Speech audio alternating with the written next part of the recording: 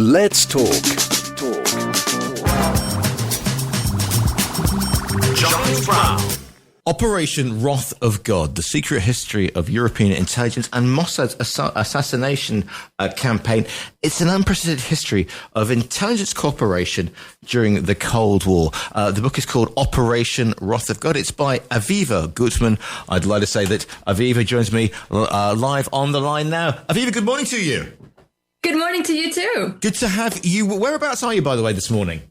I'm in Wales. That's why I live and teach and research. Yes. Wonderful stuff. God's own country. Wonderful stuff indeed. Set the back. A lot of people will probably only kind of know this story, if you like, through the film that came out, I was going to say a couple of years ago. Now it's probably about 2 decades with Daniel Craig and Munich it was called, wasn't it? That was the film. The film was called Munich. So explain, if you would, a little bit of the background to Operation Wrath of God. Okay, indeed. So the story of Operation Wrath of God is sort of a bit of a known story. As you said, there is a movie.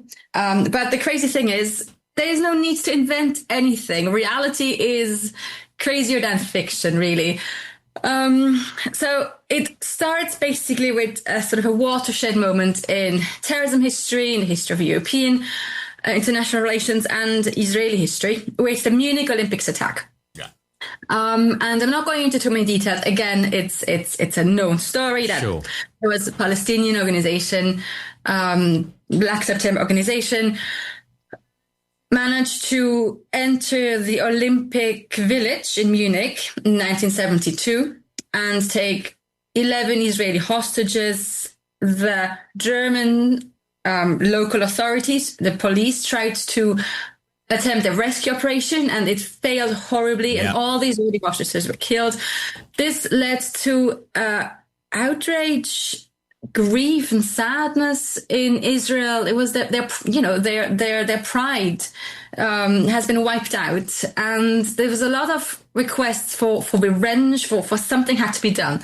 So we had the Israeli prime minister at the time standing in front of the parliament and said, we will avenge these killers. And I mean, there are some parallels to be drawn to the 7th of October, but we may be able to touch on that in a bit later stage. But in a similar vein, there was a unit that was established, tasked mainly to the Israeli intelligence agency, Mossad, to hunt and kill everybody who has been identified as being involved in the Munich Olympics attack, the terrorists who were responsible for that. And a lot of them were living in Europe. So the Israelis decided to kill one by one of Israelis. The Israelis decided to kill Palestinians living in Europe who they thought were either previously involved in terrorist attacks or planning future attacks. So that's Operation Wrath of God. So that's a known story, as I said. Yeah. What my book brings in for sort of the first time is that the Israelis were not doing it alone. It's seen as an Israeli operation, but in fact, the European agencies where these operations happened were helping Mossad. Because if you set this in a historical context, I mean, you are looking at a time when terrorism is not just affecting, it's not just a strike against the Israeli athletes in the Olympic Village.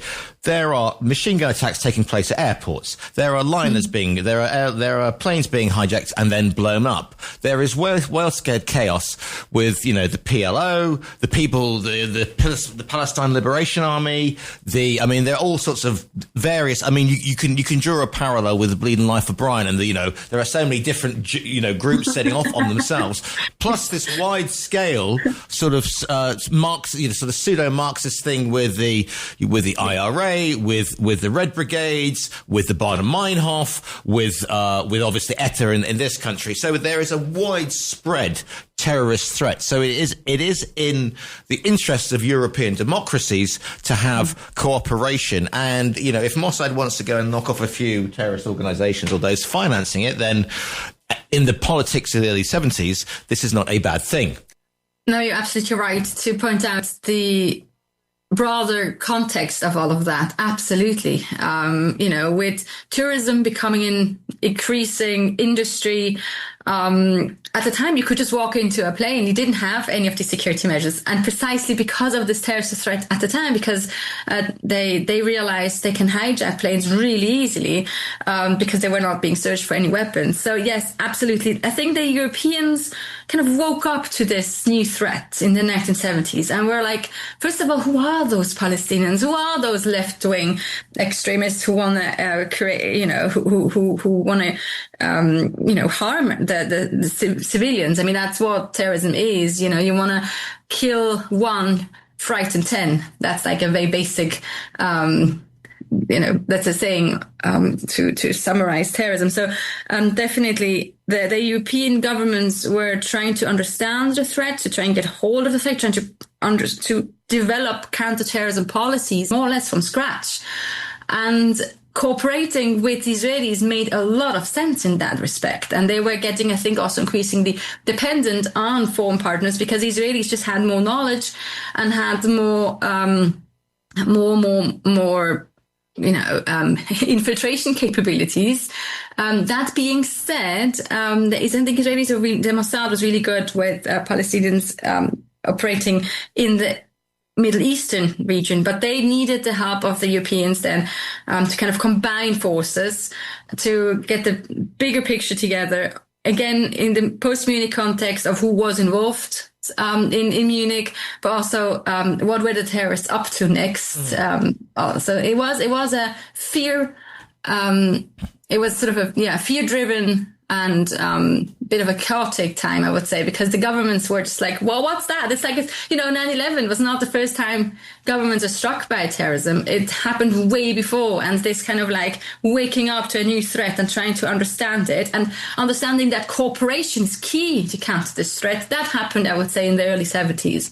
So of the governments out there, of the intelligence networks, presumably we are looking at the UK. I mean, obviously, the MI5 would be helping out here.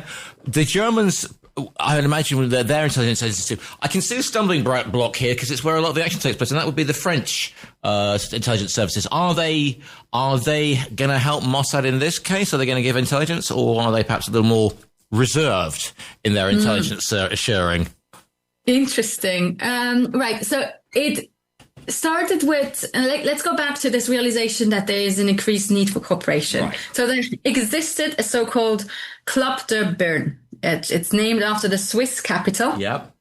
And it's basically a group of heads of intelligence agencies, of the domestic intelligence agencies. So you rightly said MI5, the Bundesamt für Verfassungsschutz, the DST, are the ones who just, the heads come together and have coffee twice a year. Sounds delightful. So they decide on the priorities for the next year and how to improve cooperation. And then one of those meetings in 1971, Mossad was also invited and suggested to install a direct channel from intelligence agency to intelligence agency whenever it concerns Palestinian terrorism, that they have any updates that they want the others to have, so that they're direct links to one another. And that's where an interesting thing happens in international relations, because it's something is new when intelligence agencies can have a direct link to one another, where they can sort of bypass official foreign policy. They just can call up their colleague, their almost friend, because they know each other on a daily basis now. I'm sorry, I was losing track. You were asking me a more specific question. Because I'm thinking, because an awful lot of the Palestinians are based in the French, are based in France, basically. Yeah. So you were asking me French. Uh-huh. Yes, the French were, I would say, there were countries who were sharing intelligence. There are some country variations, as you could see. Yeah. I think the Germans, for instance, had an element of guilt. Yeah. That this Munich happened on their territory. So they were very active. They were very proactive in sharing intelligence and giving everything that they could find on the Palestinian diaspora in Germany and giving that to the Israelis and all the other partners. The French, they were helping in a different way. So a lot of the assassinations happened on French territory. Okay. And then after these assassinations, there were police reports, there was police investigations. At the very beginning, it was not entirely clear that it was Mossad who was killing those people. But after a while, it became clear. Also, you have to think that for this operation to make sense, it had to have a communicative aspect. So the Palestinians in Europe who were potentially planning an attack, they needed to fear for their lives. They needed to know that they were not sure anymore in their beds where they're sleeping. They were not safe anymore in the cars that they were taking. So they had to know that Mossad was behind it. So we can assume that the French knew or at least suspected that it was Mossad who may have been the killers. But they were then using this kilowatt channel, the Club de Burn channel, and shared the police investigations. So after every assassination, they were telling the murderers, updating them on the murder investigation. And I'm reading this as a sort of a covert signal to say, look, Israelis, we're not going to dig too deep into these cases. We are sort of, sending you going to pay lip service to the investigation, but nothing's going to come out of it, basically, saying. By sharing everything that the police currently allegedly knows about an investigation, sharing that with Mossad, it kind of says, we are going to look the other way. We're not going to look too deep into this murder case. So it's a sort of a tacit support that I'm detecting here. So that's one way. And it was important for Mossad to know also, have we been detected? Will we be likely to be detected? And how would they react if we were to be detected? It's an interesting one, isn't it? Because if you think of, again, the time frame, this is 1972, 1973. This is basically only 11, 12 years after Mossad have lifted Eichmann from Argentina. And they've been through that curve. So, in parallel to this campaign, they're running against, getting rid of or striking against terrorism Palestinians. They're still picking up and scaring the living proverbials out of Nazis wherever they may be, whatever rock they're hiding under. So they've got some experience with doing this and working, out on the very fringes of what you would call, civilized, not civilized, but that behavior that is deemed between states. So it's not like it's their first rodeo, as you'd say in what's it parlance. But so they do have experience and they do have that sort of knowledge of how to cover out, how to carry out covert assassinations and, if needed, kidnappings. Yes, I think there's a bit of a tradition, as you would say, in Israeli policy that, there's a Talmudic saying, rise and kill first. So you want to kill those before they can kill you. And I think that is something that we see throughout the Israeli state security policy. And similarly today, right? I mean, after the 7th of October, again, there is this operation, a Neely operation, as it's called today, who is in charge of finding out who was in charge of the 7th of October attack and to try to wipe out all the Hamas leaders who could be identified. So there is a consistency in this counterterrorism security strategy. You mentioned that, so you're trying to. One of the aims is to terrify the Palestinians who are behind the killings in Munich. Is there evidence that they kind of know? I mean, they're going to know it's when they start being assassinated, and things start blowing up, when people start getting bullets. Presumably, they're going to know it's Mossad. But the thing is, it's the ease in which they can strike because they haven't had this capacity before. Palestine. I mean, when these first assassinations, what are the first? What are the first, if you like, sort of successes in Operation of Wrath of God? All right. Okay. Right. The first assassination happened in Rome, and it was against Waltzweiter, who was working for the Libyan embassy. And yes, I think the successes were really that it was surgical strikes. It killed exactly the people that they had planned in the way that they had planned. The name of this operation was given later, but it can have two reasons. One is that it's an offense against the gods to disturb the Olympic truce. So Operation Wrath of God, he has to avenge that. But also they were playing gods.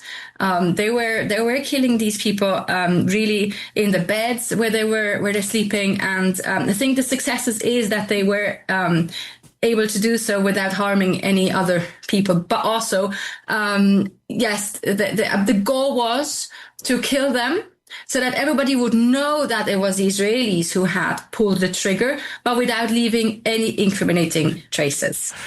So what was how do you go about writing a book? Obviously, as we said before, there's no point rehashing the first part of what happened at Munich, because obviously everybody knows about it. So what happens afterwards is, again, it's tried in folklore, in movie things. So when Aviva, did this cross your radar, and you thought, I really want to look at this further? And is there stuff being released now that sort of pulls back the curtain on what was happening over 50 years ago? Absolutely. So it started with me looking actually at these intelligence sharing. At the beginning, I was simply looking at how were these European and Israeli governments dealing with the threat of terrorism? How were they approaching it? What measures did they start taking? And then I kind of linked that to what Mossad was doing. And I was genuinely interested to see whether the Europeans changed their intelligence sharing behavior once they may have realized that the information that they were providing could be used for Operation Wrath of God, to kill in an extrajudicial way Palestinian citizens. And so I was surprised to see that nothing changed at all. It was as if this operation had not happened. It was as if these assassinations didn't matter, basically. So that was the puzzle. And what I thought was really interesting, it shows kind of two levels, right? On the official level, the European governments were kind of condemning a lot of the Israeli policies at the time. We already have settlement policies. The Europeans were criticizing that. But on a secret level, they were intensely cooperating with the Israelis. And I think because it was able to be kept secret, they could do that. They could have very good trade relations with the Arab world, who may not have been so keen if they had known that the Europeans were also, working against Arab countries or, Palestinians with the Israelis on a secret level. So there is a sort of a mismatch, or an incident, well, I would call it from a more research perspective. It's really interesting to see that the international relations of the secret state operate sort of on a different logic than the official foreign policy of these states. And you mentioned it's not just about killing and revenge, but also that this information sort of stops planned terrorist attacks as well in their tracks, and you found some information about that as well. What were they planning? Wide scale bombings, more machine gunnings? What were the Palestinians up to next then? They were, for a lot of times, they were using women, and especially also so there was one plot that I thought was really interesting. They were convincing English tourists, young women, to take a gift home on their plane, to take a gift to Israel on their plane as a tourist to Israel. But in fact, this was not a gift. This was a bomb inside of a record player. And this did not happen simply because the plane was not on high altitude enough. So they took a different plane than they Palestinians wanted them to take, and so that made the bomb not explode. This is the mercury thing with the flight. If you go up to a certain thing, the mercury will explode, and that will set off the action that blows the plane up. Exactly. So it was a plane that was not high enough. So they were, and then the intelligence agencies were able to find a whole network of Palestinians who were working with women, trying to flirt them with them, trying to lure them into terrorist plots without the actual knowledge at the beginning, at least. And this is something that the intelligence agencies discover and were able then to prevent, because they were able to expose these Palestinians who were working on that. So yes, airplane sabotage was really, really a major threat at the time. And through intelligence cooperation, they were able to thwart those attacks. What are you hoping that people will discover? Are there any lessons to be learned? I suppose cooperation between intelligence agencies is maybe one of the main things, and that's maybe something that maybe the UK is missing out of because of what after the Brexit sort of thing, and they've pulled out of intelligence organisation some of the intelligence sharing. I mean, what are you hoping that people will discover? Is it historical, or obviously I don't want to go too deep in this, but are there parallels with the situation at the moment? Mm-hmm. I think one key element that we can also draw parallels for today is that intelligence sharing is happening on a massive scale. And there's a degree of lack of oversight. We don't really know what information is being shared because it just says it is secret. If any government can make it, or any intelligence agency can make a claim, oh, this might concern a third party, then they can just say we don't have to disclose this. So it's hugely difficult to regulate intelligence sharing, but maybe this should be done. Maybe on the European level, we might need a law that puts categories into place that lets an intelligence agency share intelligence or not. I mean, at the time, data protection was not a thing, but I wonder to what extent today intelligence agencies are adhering to the data protection rights, simply because nobody is really watching what information is being transferred. So this is something that we can think about today. We know intelligence sharing is crucially important, but we also know that nobody really watches the watchers. The book is called Operation Wrath of God. You can order it via our own virtual bookstore. Go to the bookstore on tre.radio. You'll see a picture of the front cover. Click on it and it'll be winging its way to you. If people want to find you online, where's the best place to follow what you're up to, Aviva? Well, you can go on Blue Sky. And that's the easiest place to find. The book is called Operation Wrath of God. You will find me there. Yes. You can also go to my university. You probably won't be able to pronounce that, but it's called Aberystwyth. Aberystwyth. Yes, I am aware of that. I'm aware of Aberystwyth. Don't worry about that. The book is called Aviva Guttman, Aberystwyth. You will find me there. Marvellous stuff. The book is called Operation Wrath of God. Aviva, it's been an absolute pleasure to speak to you today. Well, thank you very much for having me. My pleasure as well.